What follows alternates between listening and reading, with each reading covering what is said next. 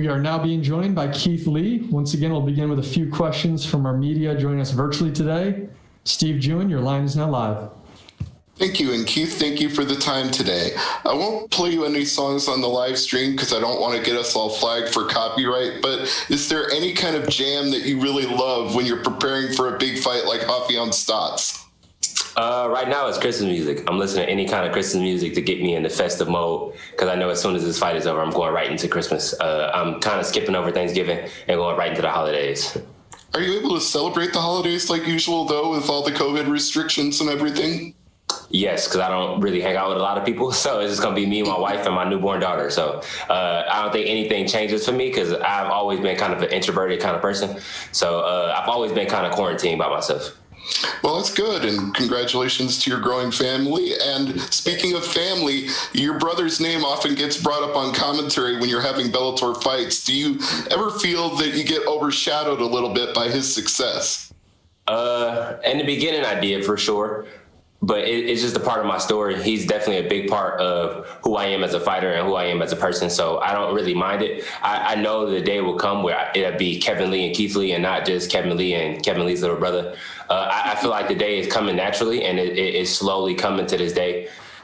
I definitely feel like it's coming soon. So it don't really bother me. It's just a part of what's supposed to happen. All right. Best of luck on Thursday. Thank you. Appreciate that, brother. God bless you. Chris, your line is now live. Hi, Keith. Chris, I'm here. We last spoke 4 days before the arrival of your newborn baby. How much has your daughter and being a dad changed your life? It's hard to explain because I don't feel like it really changed my life as far as the way I operate things, but it's definitely changed my life the way I look at life as a general sense. Just to know that I brought something into this world that contains my energy and contains my life, and she'll continue to grow my path of who I am as a person is insane to look at and really think about. And to see her every day, she becomes a completely different person. Like, she was a newborn when I first had her. Now she's a baby, and then eventually she'll be an infant, then a toddler, and then a person. Like, it's just crazy to see the evolutions and the steps, like, front hand. And she's the very first kid in my entire generation. The youngest kid before her is 20 years old. So just to watch a baby develop for the first time is insane to me. Yeah, for sure. And, we saw a Cowboy Cerrone, or should I say Dad Cerrone, go on an impressive win streak after having his kid. Does being a dad light like a new fire in you to perform better than you have in the past?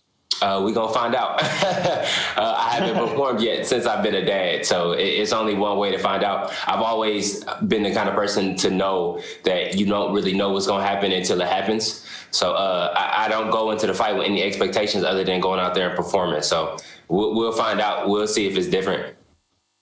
God bless you, man. Thank you. Appreciate it. Same to you. Steven? How's your sleep schedule with a newborn? There is no sleep schedule. You get sleep whenever you possibly can. I try to sleep when she can. When she does, I hear that a lot, like sleep whenever the baby sleeps, but she'll sleep from 2 p.m. to 5 o'clock in the afternoon, and I just can't do that with training. So I try to sleep as much as I can, but it's not a schedule at all. It's very sporadic. To say hanging in there? Are you hanging in there? Yeah, I'm doing pretty well. Being away and at the hotel definitely helps a little bit. I've been sleeping like 8-9 hours since I've been here, but at home I'm sleeping like 2 to 3 hours. But I feel like everything happens for a reason, and everything makes you mentally stronger if you allow it to. You said your brother's a big part of your career, your life as a fighter. How is having him injured with 2 injured knees affected your preparation? In the beginning, it was really tough, just because I didn't have that mentor in my corner. But again, we learn and we grow through everything. Everything happens for a reason. And I knew that this was the time to really branch off and really allow myself to become my own staple in this game. And like I said, everything happens naturally.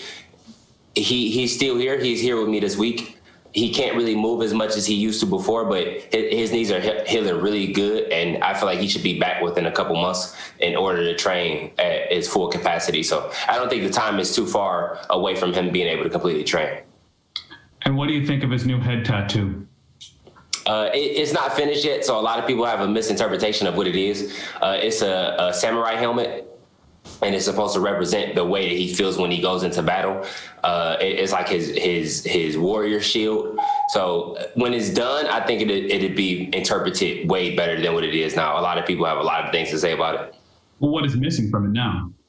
He just got to get the front of his neck, like if you ever put like on a Hamurai helmet and it comes all the way around the neck, like the shield part, and then the actual crescent that goes around behind his ears. And will it go over his head too? If it's a helmet, doesn't it go over his head? It only goes on the back and on the front of the neck. Okay. Yeah, I guess I'm not familiar with samurai helmets, but that's pretty intense. Yeah.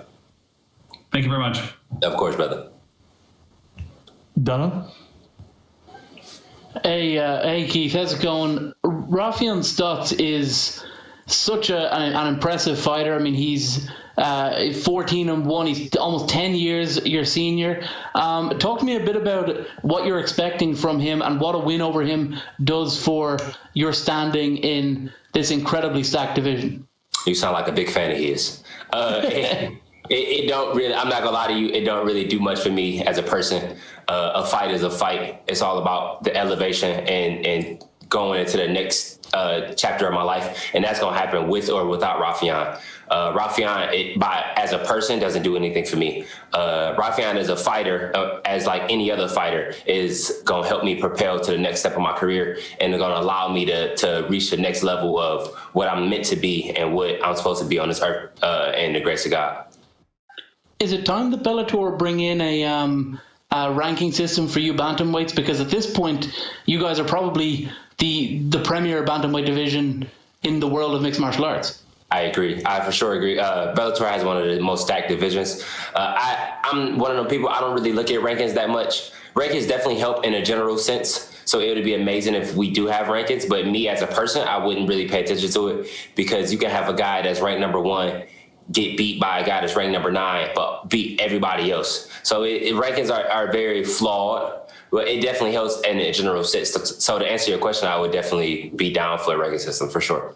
I mean, your brother knows that more than anyone, right? That he's had so many ups and downs on that system over in the other place. One more, in terms of the bantamweight division, is there anybody who kind of gets your goat who, if they were to hand you the book and say you can make a matchup, is there anyone in the division you would like to face particularly? And there's certainly some talkers in there. Anyone you'd like to maybe shut up? Me. When I go in there, I'm always fighting me. It's always me versus myself. Whenever I step into the cage, I'm looking myself directly across the cage and I'm staring myself directly in the eye and I'm going out there and I fight my own demons. So to answer your question, me. Last question here comes from the line of Matthew Allen. Go ahead, Matthew. Hi, Keith. Matthew Allen of Fight Night Picks. You had said after your fight with Vinicius Zaney that you were targeting killers. Is Raufeon Stots the type of killer that you were sort of targeting? Absolutely. He's definitely on the line of, like how you heard the last reporter, he's definitely on the line of a lot of people's radar as being a great fighter. And I agree, he is a great fighter. But he's just a part of my stepping stone. And I feel like this is one of those fights where nobody can take away anything.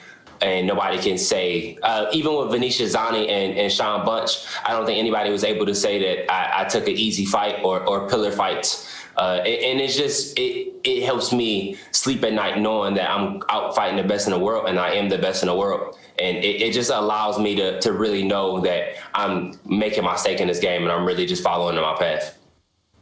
And do you think with a win, you'll actually get verified on Instagram finally? I hope so. I've been trying to get verified on Instagram for like 3 years now. So if Instagram is listening, I definitely need to be verified. I feel like I have more of a verification reason than most people that are verified right now. Thanks for the time, Keith. Good luck this week. Of course, brother. Thank you.